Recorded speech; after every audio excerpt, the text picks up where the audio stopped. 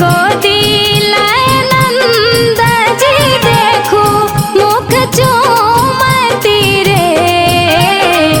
बालका के गोदी लाए नंद जी देखो मुख चूमती रे। किललन रे किललन रे किललन रे यशोदा जिले बलैया के मना भेला हर्षित रे।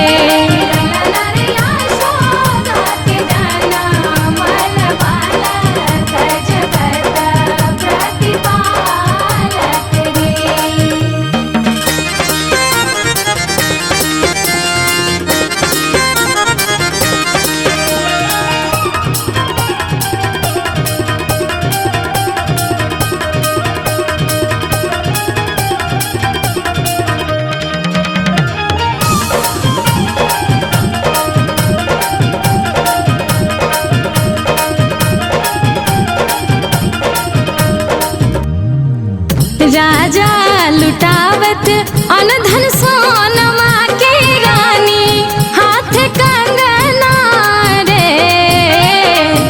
राजा लुटावत अनधन सोनमा के रानी हाथ कंगना रे। किललन रे किललन रे किललन रे गोकुल में बजता बधाई की कृष्ण जी जन्म लेल रे।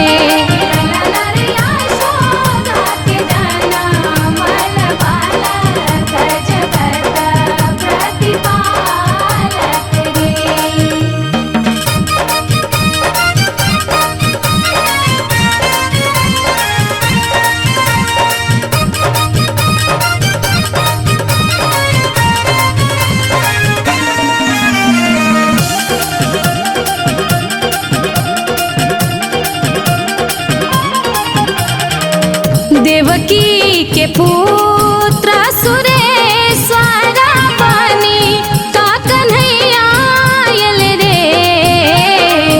देवकी के पुत्र सुरेश्वर बनी का कन्हैया आयल रे। किललन रे किललन रे किललन रे यमुना जी चरण पखारल परम सुख पावल रे।